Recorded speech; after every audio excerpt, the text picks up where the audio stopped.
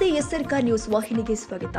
ಲೋಕಸಭೆಯಲ್ಲಿ ಕೇಂದ್ರ ಗೃಹ ಸಚಿವ ಅಮಿತ್ ಶಾ ಡಾಕ್ಟರ್ ಬಿಆರ್ ಅಂಬೇಡ್ಕರ್ ಅವರಿಗೆ ಅವಮಾನ ಮಾಡಿದ್ದಾರೆ ಎಂದು ಆಕ್ರೋಶ ಹೊರಹಾಕಿರುವ ಕಾಂಗ್ರೆಸ್ ನಾಯಕರ ವಿರುದ್ಧ ಸಂಸದ ಗೋವಿಂದ ಕಾರಜೋಳ ಗರಂ ಆಗಿದ್ದಾರೆ. ಚಿತ್ರದುರ್ಗ ಬಿಜೆಪಿ ಕಚೇರಿಯಲ್ಲಿ ಪತ್ರಿಕಾಗೋಷ್ಠಿ ಉದ್ದೇಶಿಸಿ ಮಾತನಾಡಿದರು. ಅಂಬೇಡ್ಕರ್ ಅವರಿಗೆ ಅನ್ಯಾಯ ಮಾಡಿದ್ದು ಕಾಂಗ್ರೆಸ್. ಪಂಡಿತ್ ಜವಾಹರಲಾಲ್ ನೆಹರು 2 ಬಾರಿ ಅಂಬೇಡ್ಕರ್ ಅನ್ನ ಚುನಾವಣೆಯಲ್ಲಿ ಸೋಲಿಸಿದ್ರು. ಅಂಬೇಡ್ಕರ್ ಶವ ಸಂಸ್ಕಾರ ಮಾಡಲು 3 ಅಡಿ 6 ಅಡಿ ಜಾಗ ಕೊಡಲಿಲ್ಲ. ಅಂಬೇಡ್ಕರ್ ಅವರ ಶವ ಸಾಗಿಸಲು 5,000 ರೂಪಾಯಿ ವಿಮಾನ ಚಾರ್ಜ್ ಕೂಡ ನೀಡಲಿಲ್ಲ. ಆದರೆ ಕಾಂಗ್ರೆಸ್ ನಾಯಕರ ಸಮಾಧಿಗಳು ಮಾತ್ರ 100 ಎಕರೆ ಜಾಗದಲ್ಲಿ ಮಾಡಿದ್ರು. ಅದೇನು ಕಾಂಗ್ರೆಸ್ಸಿಗರ ಆಸ್ತಿಯೇ? ಹಾಗಾಗಿ ಕಾಂಗ್ರೆಸ್ಸಿಗರು ಇತಿಹಾಸದ ಉದ್ದಕ್ಕೂ ಅಂಬೇಡ್ಕರ್ಗೆ ಅವಮಾನ ಮಾಡಿ ಈಗ ಅಂಬೇಡ್ಕರ್ ಜಪ ಮಾಡ್ತಿರಲ್ಲ, ನಾಚಿಕೆ ಆಗಲ್ವ ಎನ್ನುವ ಅರ್ಥದಲ್ಲಿ ಕಾಂಗ್ರೆಸ್ ಮುಖಕ್ಕೆ ಹೊಡೆದಂತೆ ಅಮಿತ್ ಶಾ ವ್ಯಂಗ್ಯವಾಡಿದ್ದಾರೆ.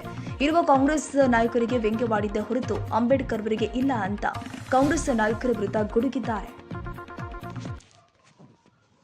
ಅವರು ವ್ಯಂಗ್ಯವಾಗಿ ಹೇಳಿದ್ದಾರೆ. ನಾನು ಅಂಬೇಡ್ಕರ್ಗೆ ವ್ಯಂಗ್ಯ ಅಲ್ಲದು, ಕಾಂಗ್ರೆಸ್ಸಿಗೆ ವ್ಯಂಗ್ಯ.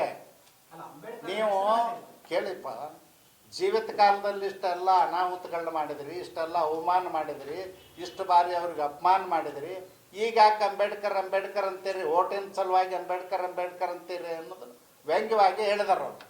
ನೀವು ಅದು ಒಂದೇ ತಗೋಬೇಡಿ, ಪೂರ್ತಿ ಅವ್ರ ಭಾಷಣ ನೋಡಿ ಅಂದ್ರೆ ನಿಮಗೆ ಅರ್ಥ. ಅವ್ರು ಹೇಳ್ಕೊಂಡು ಬಂದಾರ, ಎಲ್ಲ ಹೇಳ್ಕೊಂಡು ಬಂದು ಕೊನೆಗೆ ಅವ್ರಿಗೆ ನಿಮಗೆ ಮುಕ್ತಿ ಸಿಗಬೇಕಾಗಿತ್ತಂದ್ರೆ ಇಷ್ಟು ಬಾರಿ ನೀವು ದೇವ್ರನ್ನಾದರೂ ಸ್ಮರಿಸಿದ್ರೆ ನಿಮ್ಮನ್ನು ದೇವ್ರು ಕ್ಷಮಾ ಮಾಡ್ತಿದ್ನೇನೋ ಅನ್ನೋ ರೀತಿಯಲ್ಲಿ ಮಾತಿದ್ದಾರೆ, ವ್ಯಂಗ್ಯವಾಗಿ ಮಾತಾಡಿದ್ದಾರೆ. ಈಗ ನಾವು ಎಷ್ಟೋ ಸಾರಿ ಒಂದೊಂದು ಸಾರಿ ಯಾವುದಾರ ವಿಷಯ ಬಂದಾಗ ವ್ಯಂಗ್ಯವಾಗಿ ಮಾತಾಡ್ತಿರ್ತೀವಲ್ಲ, ಆ ರೀತಿ ಮಾತಾಡ್ತಾರೆ. ಅದನ್ನು ಕಾಂಗ್ರೆಸ್ನವರು ಡಾಕ್ಟರ್ ಬಾಬಾ ಸಾಹೇಬ್ ಅಂಬೇಡ್ಕರ್ ಓದಿದಂಥ ಹುಟ್ಟಿದಂಥ ಮನೆ ಒಂದು ಸ್ಮಾರಕ ಮಾಡ್ಬೋದಾಗಿತ್ತ, ಅವ್ರು ಬೆಳೆದಂಥ ಮನೆ ಒಂದು ಸ್ಮಾರಕ ಮಾಡ್ಬೋದಾಗಿತ್ತ, ಲಂಡನ್ನಲ್ಲಿ ಅವ್ರು ಇದ್ದಂಥ ಮನೆ ಇವತ್ತು ಮೋದಿಯವ್ರ ಸರ್ಕಾರ ಖರೀದಿ ಮಾಡಿ ಇಲ್ಲಿಂದ ಹೊರದೇಶಕ್ಕೆ ಓದ್ಲಿಕ್ಕೆ ಹೋಗ್ತಕ್ಕಂಥ ಮಕ್ಕಳಿಗೆ ಅಲ್ಲಿ ಇರಲಿಕ್ಕೆ ವ್ಯವಸ್ಥೆ ಮಾಡಿದರು, ಅದನ್ನು ಮಾಡ್ಬೋದಾಗಿತ್ತು.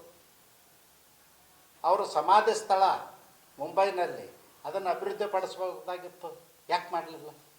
ನಂದು ಒಂದೇ ಪ್ರಶ್ನೆ, ಎಲ್ಲರಿಗೂ ಕೊಟ್ಟಿದ್ದೀರಲ್ಲಿ ದೆಹಲಿಯಲ್ಲಿ